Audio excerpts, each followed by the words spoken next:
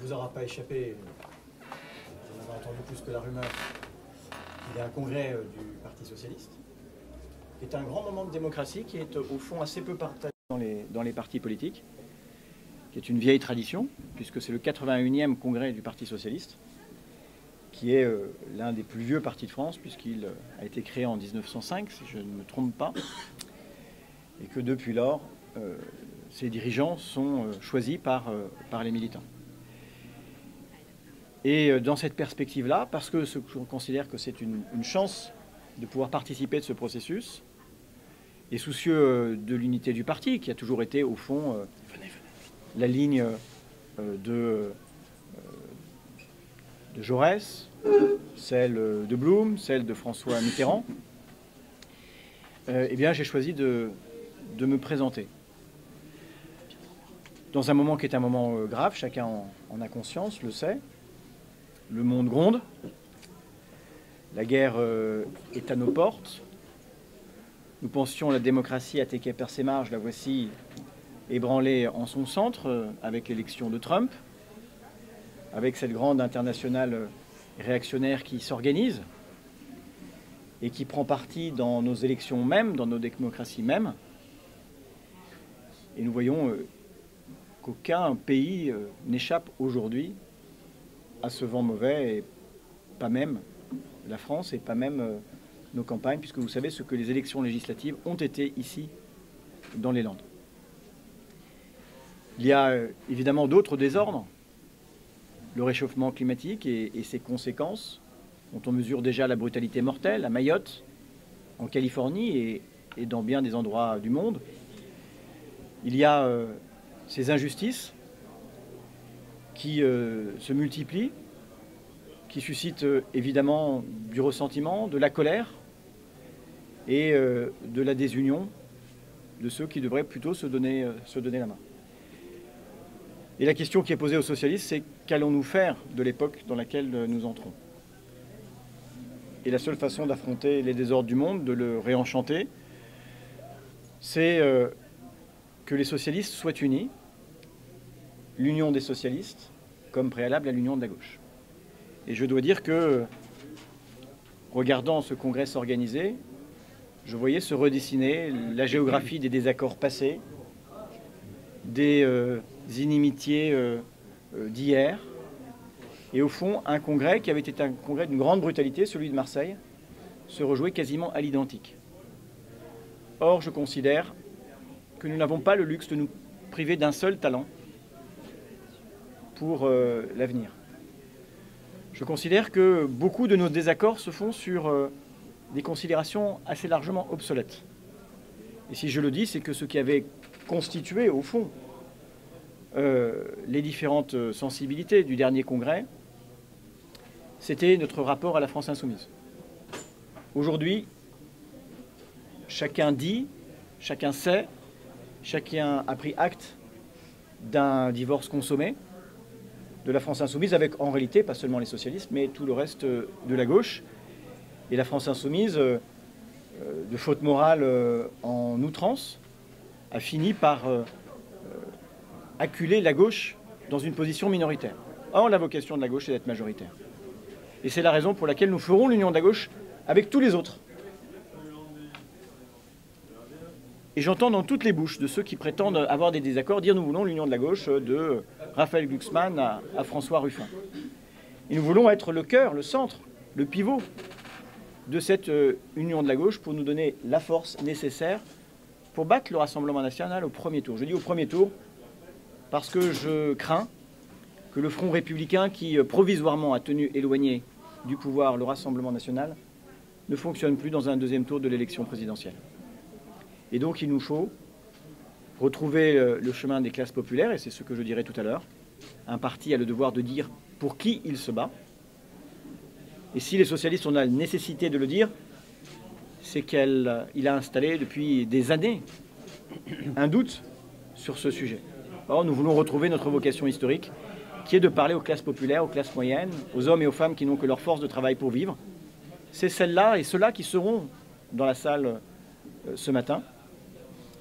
Pas pour ne parler qu'à elles, mais comme condition pour parler à tous et pour dire aux classes dirigeantes qui ont eu depuis 2017 leur président qu'il est temps de sortir de l'égoïsme et de faire vivre la solidarité nationale et l'union nationale dans un moment difficile.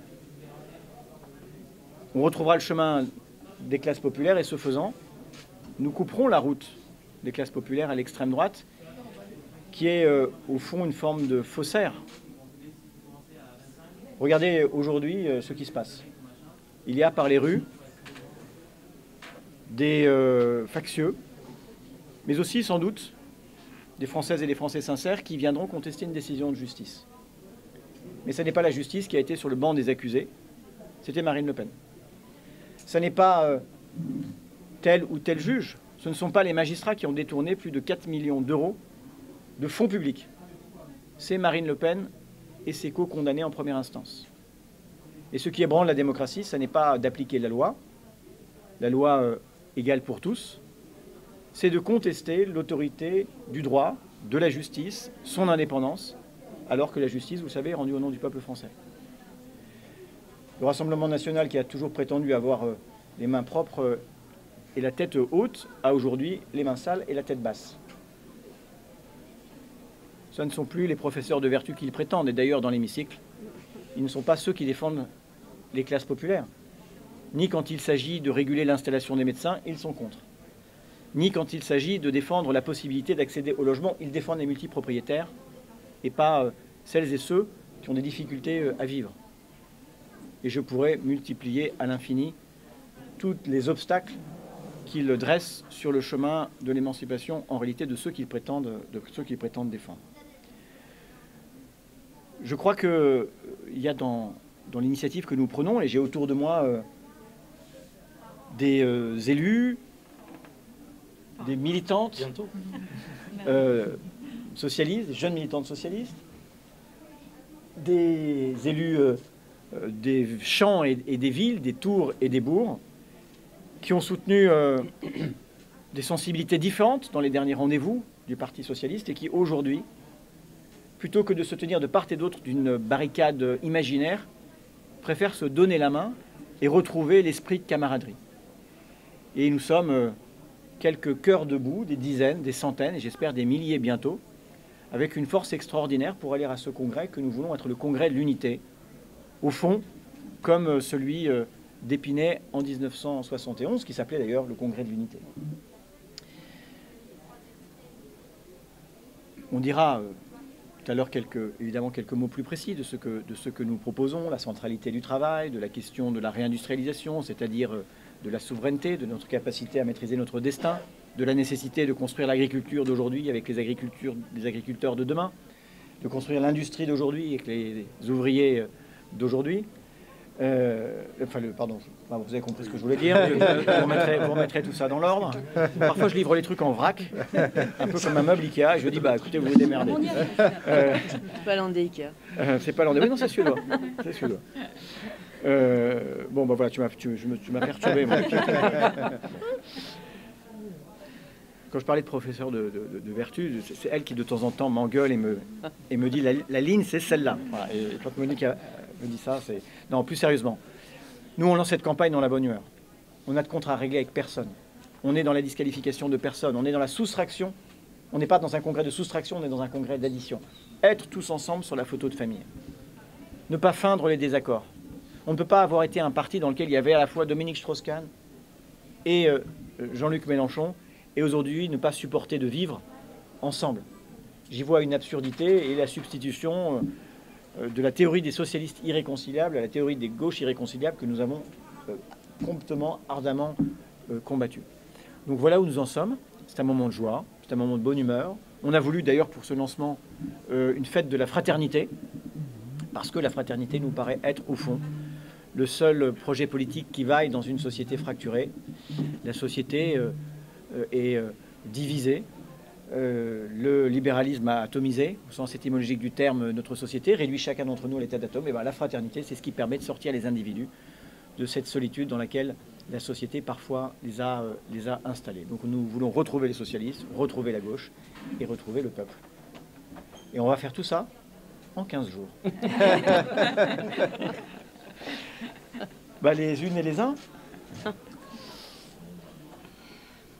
Boris Vallaud, quand vous dites le divorce est consommé avec les insoumis,